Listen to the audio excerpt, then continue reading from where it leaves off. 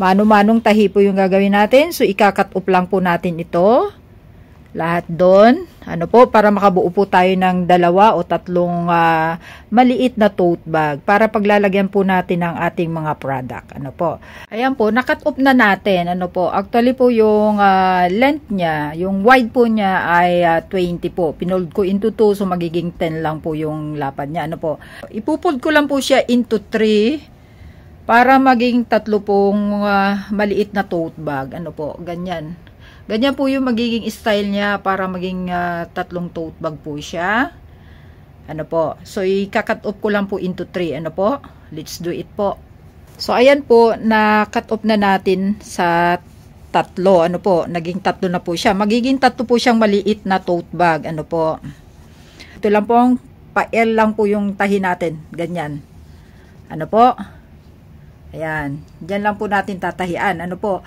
Tahing kamay lang po. Ano? So, 3 pair po ng handle yung gagawin natin. So, ikakatupat natin yun ng 2 inches. Tapos, bago natin tatahian. Ano po?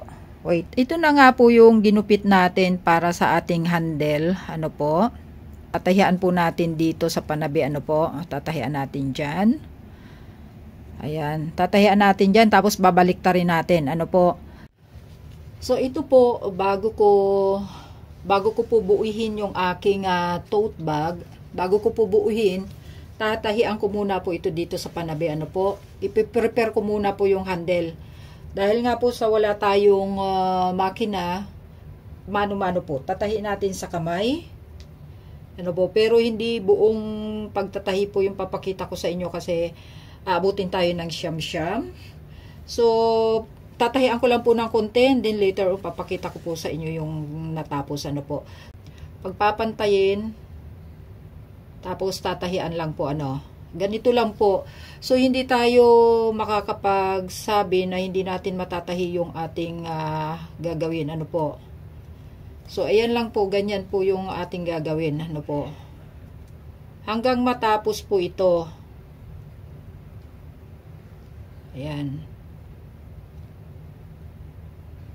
Dahil makapal po yung ating fabric, isa-isa po, ano, kasi matigas. Ano po, so ganito lang yung gagawin natin.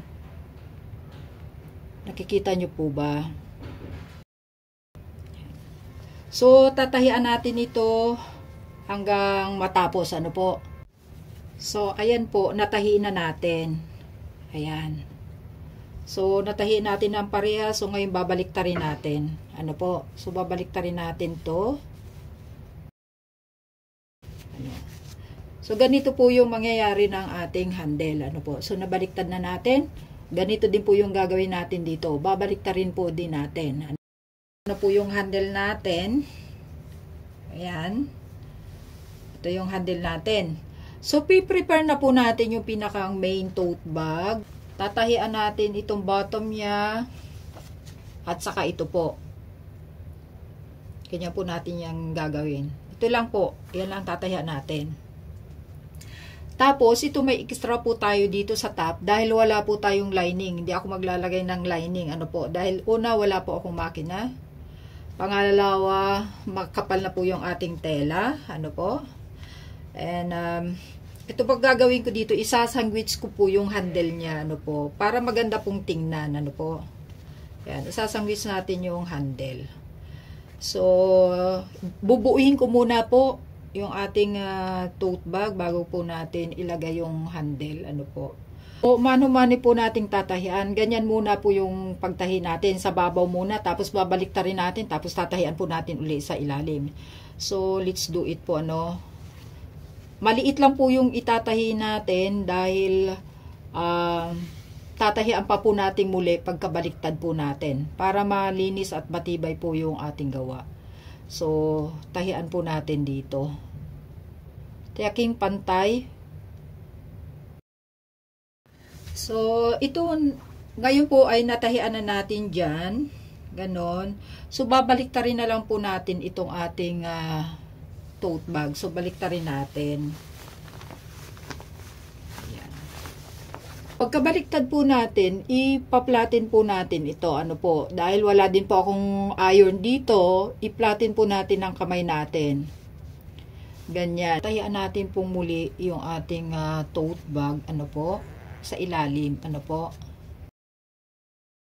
Ayan po, natahian na natin dyan. Tahi dyan, dyan. Tatahian din po natin dyan sa mga corner niya, ano po. Ayan. So, ikakabit lang po natin yung ating handle, ano po. Ayan, kakabit natin.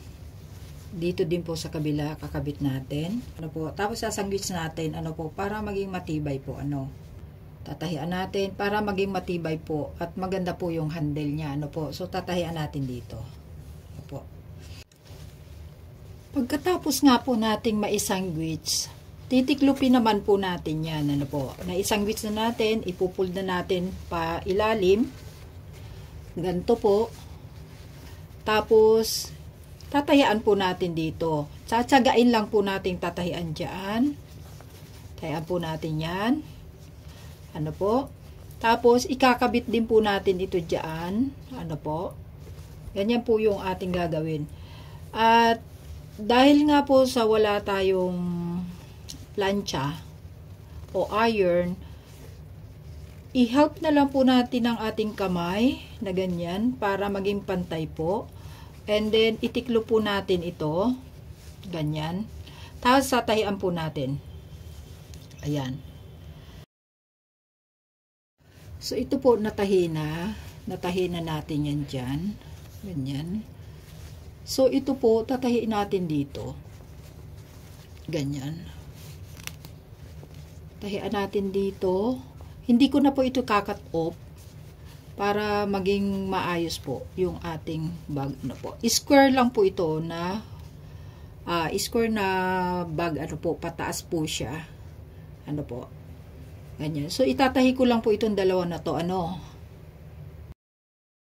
So, ito na po, babaliktarin natin para makita ninyo yung outcome. So, ito lamang po yung project natin. Para lang po ito sa mga maliliit nating ilalagay. Ano po. Pupili natin na itong lagyan ng payong, scarf, at kung ano-ano pa. Ano po. So, yan lamang po yung ating project ngayong gabi. At maraming salamat po sa inyong pagsama. So, maraming salamat po sa inyong pagsama. At samahan pa po ninyo ako sa mga susunod ko pang mga project. Maraming salamat po at magandang gabi sa inyong lahat.